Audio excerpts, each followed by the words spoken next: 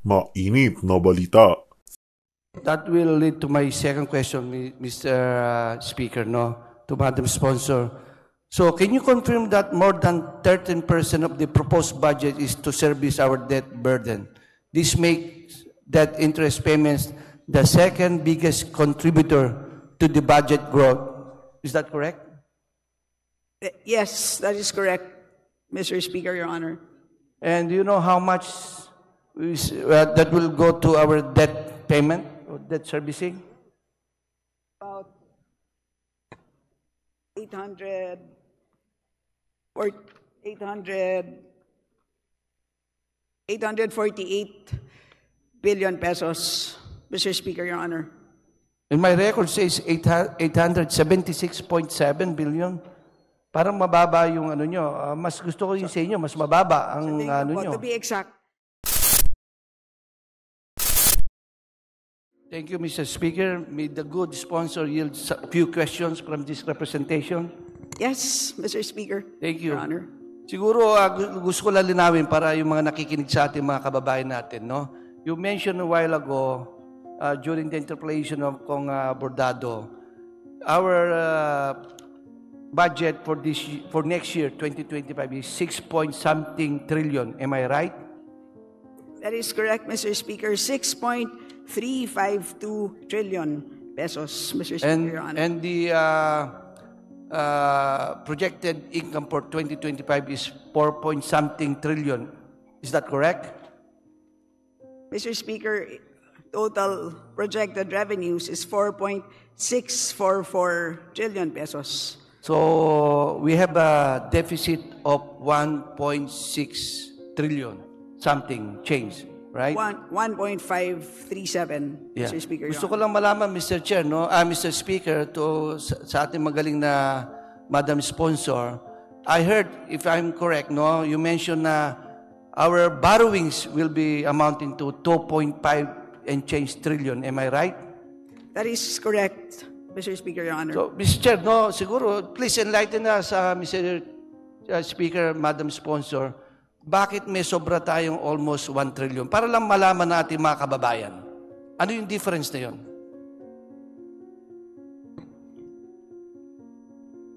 So, mas malaki po ang expected natin na spending kumpara sa ating kikitain. Yun ang tanong natin. So, ang tawag po natin dyan, pump priming. Yan po ay isang Keynesian principle. Matapos po ang Great Depression sa Amerika, matapos po ang World War II, nung sinabi ni John Maynard Keynes, para palaguin natin, para makabangon ang ekonomiya, ay kailangan gumastos ang gobyerno dahil merong tinatawag na multiplier effect. So, ganito rin ang konsepto, kailangan gumastos ang gobyerno sa mga programa na merong multiplier effect. Ibig sabihin, sa pisong ginagastos ng gobyerno, dapat mas higit pa sa piso ang nagiging suma total in terms of output. At dahil dyan, in the end, ay lalago tayo. So, yun ang konsepto ng pump priming. So, kumbaga, pinopromote natin ang growth when government spends. So, yun po. And especially dahil nanggaling tayo sa pandemic, pinopromote natin ang economic recovery by spending. That will lead to my second question, Mr. Speaker, to Madam Sponsor. So, can you confirm that more than 13% of the proposed budget is to service our debt burden? This makes debt interest payments the second biggest contributor to the budget growth. Is that correct? Yes, that is correct, Mr. Speaker, Your Honor. And do you know how much that will go to our debt payment or debt servicing? About 800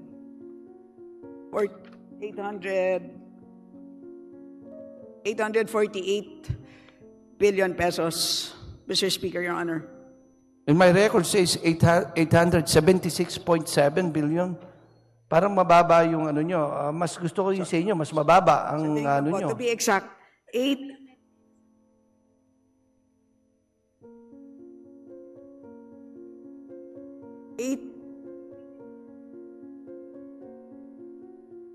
So kasama po ang net lending dun sa 876, Mr. Speaker, Your Honor. So how much is it, Mr. Speaker? Madam Sponsor? 848 ang interest payments po So, for national government, for year, 2025. so 848 billion. Yes. So how Mr. many Speaker, Your percent Honor. is that? 13% of our total budget for next year? How many percentage yung debt servicing natin? 11%, Mr. Speaker, Your Honor. So 11%. So, Mr. Speaker, so in short, 11% ng budget natin goes to debt servicing.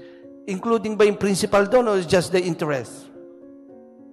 Just interest, Mr. Speaker. So whenever pay yung principal natin, Mr. Speaker, Madam Sponsor? Yes, we do pay for, we amortize our principal. But for, hindi po natin nakikita sa appropriations because magdo-double count po kung isasama natin. Okay, Mr. Chair. So, Mr. Chair, the allocation for interest payment on debt increased by over 140-something billion from 670 billion 2024. So, mayroon tayong difference na 100 billion. Is that correct? Correct? Tama ba yun? That is, wait. Ang increase po from 2024 is from 670.4 to 848. So, a difference of 177 billion, something like that.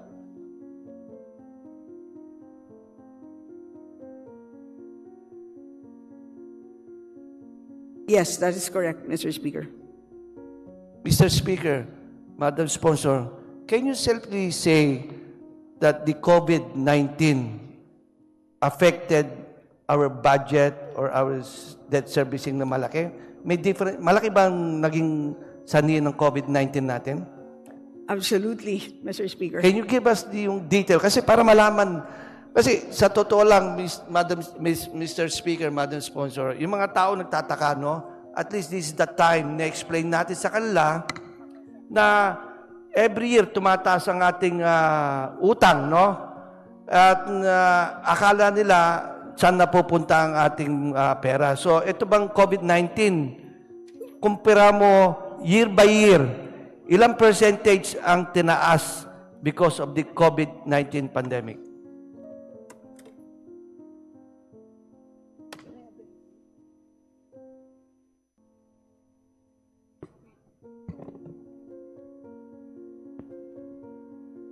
So kung titignan po natin ang gross borrowings by administration,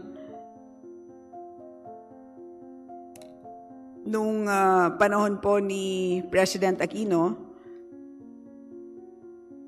ang kanyang debt to GDP ratio nung siya po ay nagtapos ay 41% lamang. 4.4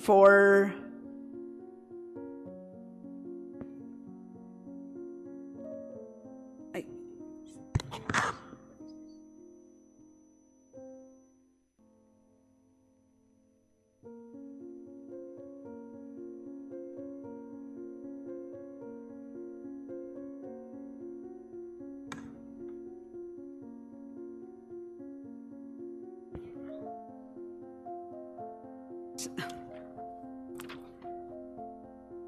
Mr. Speaker, let me...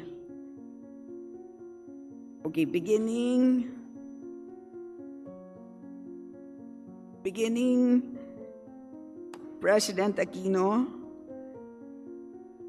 ang gross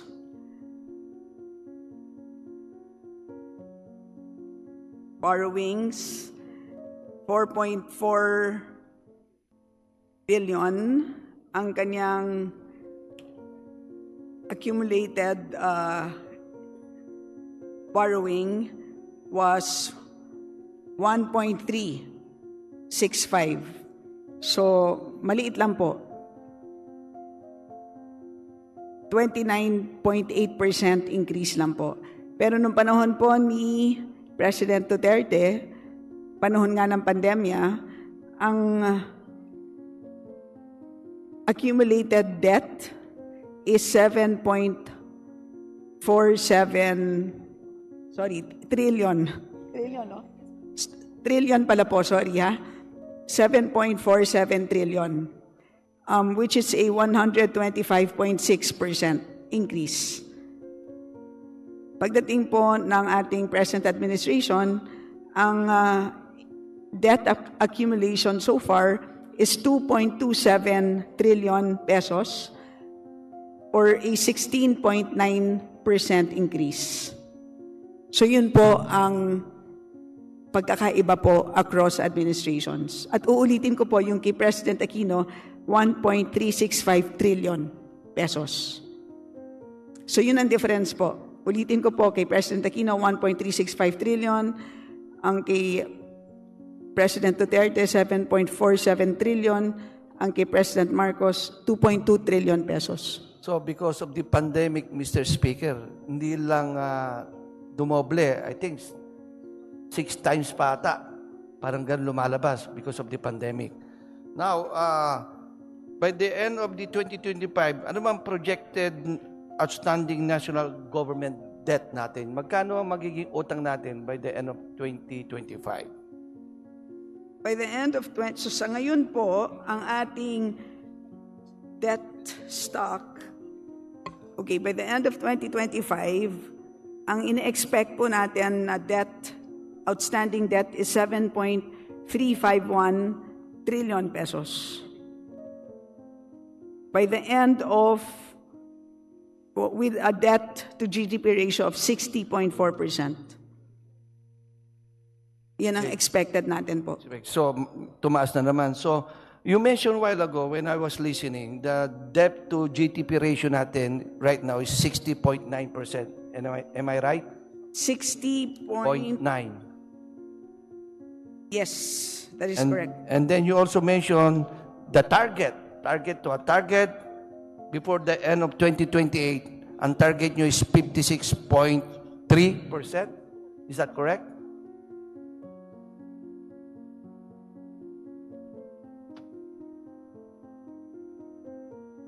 This is a lower target. Okay, it's a range pala. Ang, 56.3, that is correct po. Tama, di ba? Yan ang sinabi Yes. nyo kanina.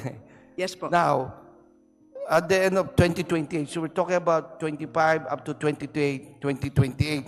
So with the difference of, kukumpara mo yung GDP na inanyo nyo, target nyo, so pwedeng tumaas to, pwede rin bumaba. Kasi target lang nilagay nyo na 56.3.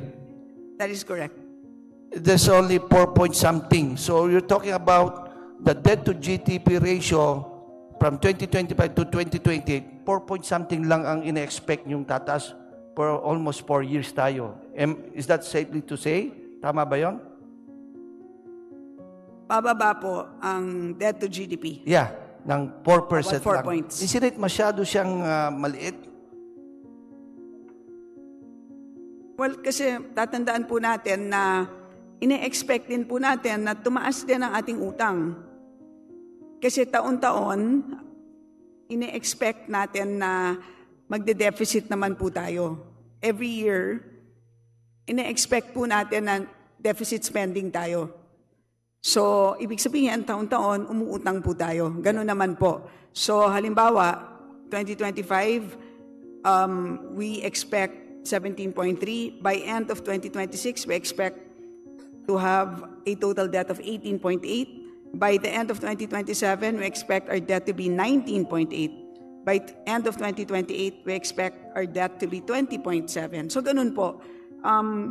But despite an increasing debt stock, ini-expect din po natin na ang ekonomiya po natin ay lumalaki. Alam niyo po, sa buong ASEAN, tayo po ang inaasahan na pinakamataas ang growth rate, 6.2%. Ka-level na natin sa growth rate ang Vietnam. Pero ang kagandahan po is sa inflation, ina-expect po nila na mas mababa ang inflation rate natin sa Vietnam. So in other words, suma total, ahead tayo in terms of outlook. So yun po, that's the reason for why we expect our debt to GDP ratio to be much lower in 2028 because we expect our economy to be growing. Mr. Speaker, distinguished sponsor, will the Filipino taxpayers expect to pay this debt forever? This portion of the budget represents money that could have been allocated for government projects that can actually reach the Filipino people. Our outstanding debt level will just continue to post new record highs because of continued budget deficits that will be financed by the additional borrowings. What is the plan of our government to offset these borrowings?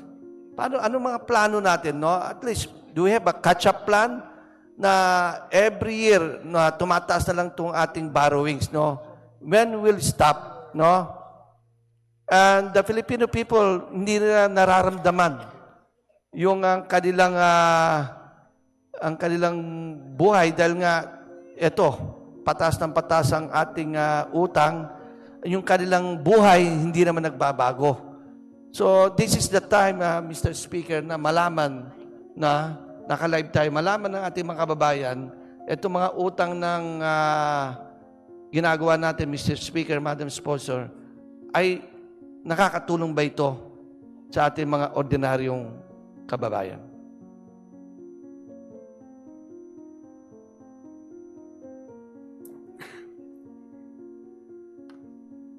Well, una sa lahat, parang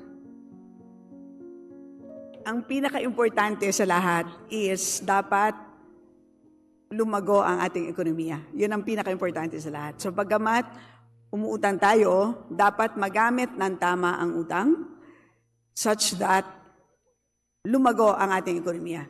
Diba? Kasi hindi dapat mapunta tayo sa isang sitwasyon na umuutang tayo pero yung utang na yan ay nagiging behest. Diba? So, yun ang hindi pwedeng mangyari. At obviously, ang mga pinag-uutangan natin ay para sa mga bagay na talagang kailangan natin, tulad ng mga railway, di ba? Sino naman ang hindi nangangarap na magkaroon ng isang modern railway system dahil tayong lahat ay sawang-sawa na sa traffic, di ba? So, yun ang mga pupuntahan ng mga inuutang natin. So, yun ay inaasahan natin na magpapamodernize ng ating ekonomiya.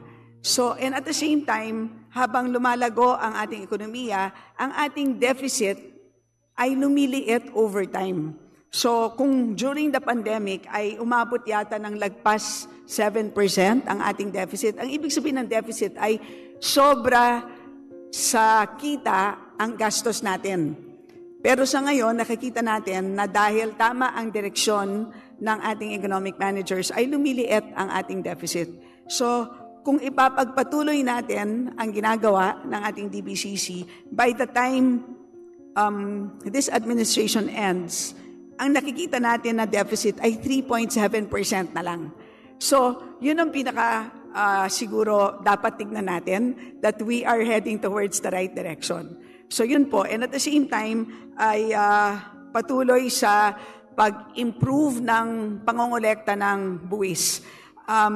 As much as possible, ayaw natin ng bagong buwis. Kasi ang dami naman talagang buwis na nandyan na hindi lang talaga natin nakukolekta ng maayos. So yun ang, I think, nagiging direksyon naman ng ating DOF. Yeah. Mr. Speaker, Your Honor. So, Mr. Speaker, Madam Sponsor, I just want to repeat myself. So, in the next few years, we'll see a decrease in our deficit. Yun po. Mr. Speaker. Yun ang Your Honor. target. Yun po. Yan ang kailangan talaga natin makita. 3.7% ang ating target. At biruin ninyo, lagpas 7% po yan during the pandemic. Okay. So, thank you, Madam, Mr. Speaker. Thank you, Madam Sponsor. Thank you very much.